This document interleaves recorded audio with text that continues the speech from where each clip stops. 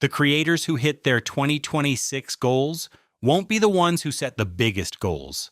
They'll be the ones who planned for February. Because January, you is motivated, energized, ready to conquer.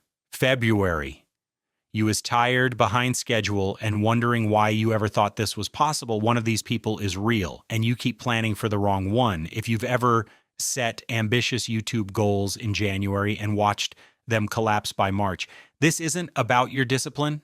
It's not about your work ethic.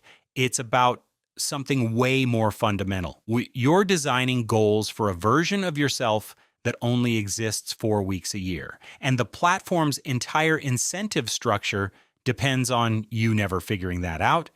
Here's what actually happens. January 2nd, you open a fresh document. This year's different. Upload schedule 3 times per week, every week. Shorts, daily. Thumbnails, professional level. Analytics, tracked religiously. You can see it so clearly, the version of yourself who executes this perfectly, who finally breaks through, who makes this YouTube thing actually work. Week 1 goes great. Week 2, you're tired but pushing. Week 3, life happens. A client project runs late. You get sick.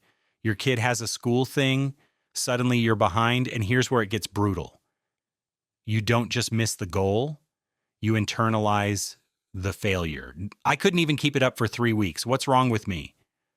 By March, you've either quietly abandoned the goals or you're white-knuckling your way through, resenting every video, checking your watch during recording, wondering why something you used to love feels like punishment. And here's what nobody tells you. This wasn't a motivation problem. This was a planning problem. You set goals for January. But January, you only shows up 12 days a year. The rest of the time, you're February you, you're August you, you're November you. The person who's tired, who has other responsibilities, who doesn't wake up automatically excited to create. And if your goals don't account for that person, they're not ambitious. They're just bad math. Let me show you something. All right? Every January, gyms sell the same membership to the same people. They know you'll show up 14 times and quit by February. The business model literally depends on it. They're not selling you fitness. They're selling you the fantasy of January you, the person who definitely, absolutely, for real this time, will go 5 days a week at 6 a.m. YouTube goal setting works exactly the same way. The platform needs you to believe that consistent, high-frequency posting is achievable, because if you realized it isn't, if you planned for your actual energy levels, your actual life circumstances, your actual capacity, you'd post less. And less posting means less content for the algorithm to distribute. The system doesn't want you to succeed sustainably. It wants you to burn bright and burn out, because there's always another creator in January ready to replace you. Here's the shift. Good goals don't motivate January. Good goals protect February you, because February, you is the person who actually has to execute. February, you is tired. February, you is behind on 3 other things. February, you doesn't have the luxury of motivation. February, you needs a goal that works anyway. Once you see this, everything changes. It's not about lowering your standards. It's about raising your completion rate. Because here's what actually compounds. Finished goals, not ambitious goals, not impressive goals, finished goals. The creator who sets a small goal and hits it 12 months in a row will outperform the creator who sets a big goal and quits in March every single time. So here's what you do instead. I call this the February test, 3 steps. Run every 2026 goal through this before you commit. Step 1, state audit. Look at your calendar, find your worst months. For most creators, that's February, August, and November. February's post-holiday crash. August is summer chaos if you have kids, or client work if you freelance. November's holiday prep. Write down what your actual life looked like during those months in 2025, not what you wished it looked like, what it actually looked like. How many videos did you make? How much time did you actually have? What was your energy level? That's your baseline. Not January, February. Step 2, minimum viable goal. Take your ambitious 2026 goal. Now cut it in half, then cut it in half again. You're looking for the smallest version of this goal that still moves you forward. If your goal is upload 3x per week, your minimum viable goal might be upload 2x per month, and I can feel you resisting this. But that's only 24 videos a year, right? 24 videos you'll actually make versus 156 videos you'll attempt, hate yourself over, and quit by April. Here's what happened when I did this. 2024, I set big goals. Upload every Tuesday and Friday, 52 weeks, no breaks, made it 11 weeks, hated myself for 41 weeks. 2025, I changed it. 2 videos per month minimum, built-in buffer weeks. And you know what happened? I made 30 videos instead of 24 because on good months, I made 3 or 4. But on bad months, I had permission to do 2 without feeling like a failure. The goal was protection, not pressure. Step 3, protection protocols. This is the piece everyone skips. You need emergency exits built into the goal itself. What happens when you get sick? What happens when a family crisis hits? What happens when you just can't? If your only option is break the goal, you're going to internalize that as personal failure. Instead, build in scheduled breaks. 1 week off every quarter, not if you need it. Scheduled. On the calendar. December week 3 off, non-negotiable. And here's the controversial part.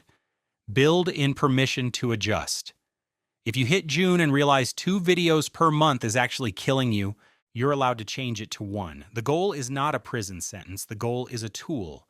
And if the tool isn't working, you change the tool. You don't break yourself trying to use a broken tool. Let me show you how this plays out. January 2025, I had 2 goals. Goal A, 3 videos per week every week. Goal B, 2 videos per month with quarterly breaks. I know which one sounds more impressive, but here's what actually happened. Goal A, I made it 5 weeks, 17 videos. Then I got sick, missed a week, felt behind, pushed too hard to catch up, burned out by March, made 3 videos total from April to December, 20 videos in 12 months. Goal abandoned, confidence destroyed, spent the rest of the year feeling like a failure. Goal B, I made 30 videos in 12 months because the goal wasn't about motivation, it was about math. 2 per month meant I could have a terrible month and still hit the goal. It meant I could take my scheduled breaks without guilt. It meant February me, tired, busy, barely holding it together, could still succeed. And here's the interesting part. My channel grew faster with 30 intentional videos than it did the previous year when I burned out making 60 desperate videos because the energy was different. I wasn't making videos out of fear. I was making them because I wanted to. The goal protected me long enough to remember why I started. This isn't about having low standards. This is about having standards that account for the fact that you're human. Remember at the beginning when I said January, you and February, you are different people. Here's what I mean. January, you will read this and think, okay, but I can probably do 3 per month. January, you is wrong. January, you is not who shows up in August when everything's on fire. The version of you that exists in February, tired, overwhelmed, doing your best, that's the person you need to plan for. That's the person who decides whether you're still creating in December. And if your goals don't protect that person, they're not ambitious, they're just cruel. So here's what you do. Take your 2026 goals, the ones you've been planning, the ones that sound impressive, the ones you really truly believe you can hit this time. Run them through the February test. State audit. Would this work in your worst months?